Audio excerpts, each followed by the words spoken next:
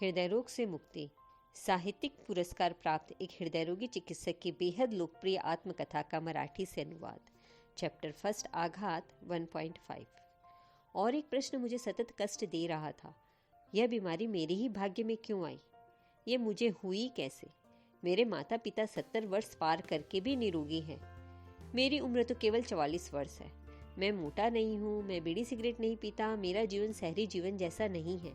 मैं आदिवासियों के बीच रहता हूँ, सामाजिक सेवा का काम करता हूँ। मैं तो 75-80 वर्ष तक बढ़िया रोग मुक्त रहूंगा, ऐसा पक्का विश्वास मुझे था।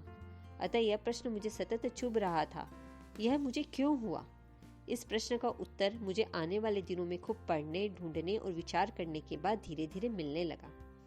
मुझे इसका खतरा नहीं है, ऐसा भ्रम मन में पालते हुए खतरे की ओर से मैंने अपनी आंखें मूंद ली थी। पुरुष होना और 40 वर्ष की उम्र होना, ये दोनों बातें ही हृदय रोग के लिए काफी है। मधुमेह के रोगियों की रक्त नलिकाएं संकुचित होने का खतरा अनेक गुना अधिक होता है। इसका कारण रक्त में कोलेस्ट्रॉल नामक संदिग्ध पदार्थ का बढ़ना है। वह बढ़ा हुआ कोलेस्ट्रॉल रक्त नलिकाओं में अंदर इकट्ठा होकर जम जाता है और उन्हें सकरा बना देता है। मेरा कोलेस्ट्रॉल 244 मिलीग्राम था। कोलेस्ट्रॉल की जांच होने पर पैथोलॉजिस्ट जो रिपोर्ट देते हैं उस पर नॉर्मल की सीमा दी जाती है, 150 से 244 मिलीग्राम। इसके अनुसार तो मैं करीब करीब नॉर्मल ही था। फिर रोग क्यों हुआ? इस नॉर्मल की एक बड़ी गड़बड़ी ध्यान में आई।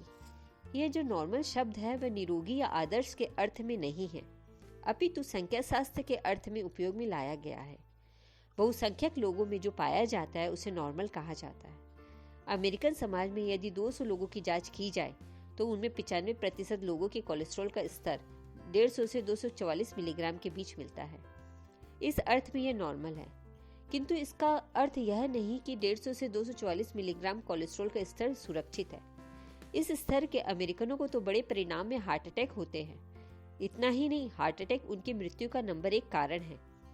फिर भी 150 से 244 मिलीग्राम कोलेस्ट्रॉल के स्तर को हम मेडिकल साइंस में नॉर्मल मानते आ रहे थे।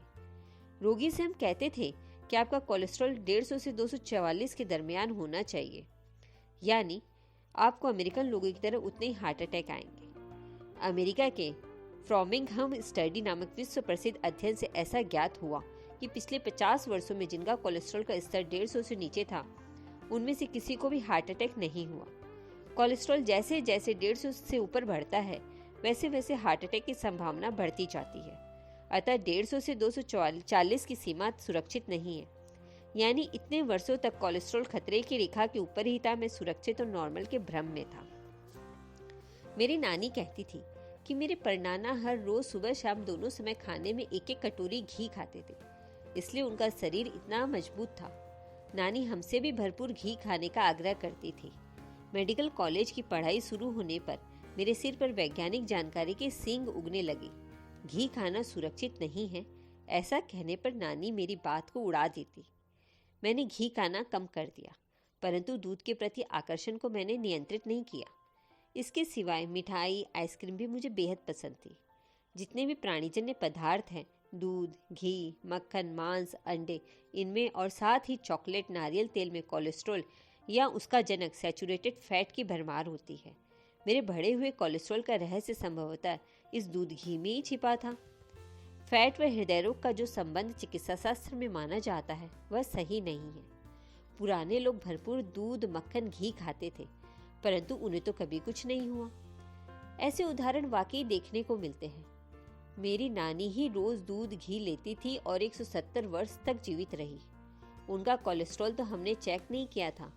मेरी माँ भी दूध घी की परम भक्त थी, परंतु उसका भी कोलेस्ट्रॉल बढ़ा हुआ नहीं था, उल्टे HDL 60 के आसपास है। रक्त से कोलेस्ट्रॉल के कण निकाल कर रक्त साफ करने का काम लीवर की पेशियां करती है। कोलेस्ट्रॉल कण पकड़ने की उनकी क्षमता उन पेशियों पर स्थित कोलेस्ट्रॉल रिसेप्टर्स की संख्या पर निर्भर करती है और यह संख्या आनुवंशिकता से तय होती है। आपकी लीवर पेशियों पर भरपूर रिसेप्टर्स हो तो खाए हुए फैट में से LDL कोलेस्ट्रॉल छान कर निकाल फेंकने का काम वे प्रभावशाली ढंग से कर सकते हैं। मेरी नानी व माँ शायद इसी ग्रुप के होंगे।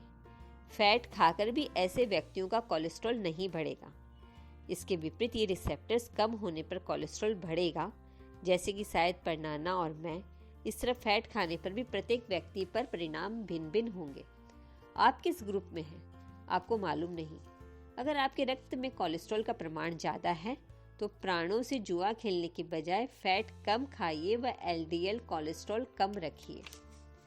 हृदय रोग से संरक्षण करने वाले एचडीएल कोलेस्ट्रॉल का लेवल भी अपना प्रभाव डालता है। मेरा एचडीएल 30 था, बिल्कुल नीचे। मेरी माँ का 61 और मेरे मित्र का 71। ऐसे लोगों को हृदय रोग का खतरा कम होता है। यह एचडीएल बढ़ाना थोड़ा कठिन होता है, परंतु व्यायाम से वह बढ़ता है। मेरे जीवन में नियमित व्यायाम का तकरीबन नामो निशान न था।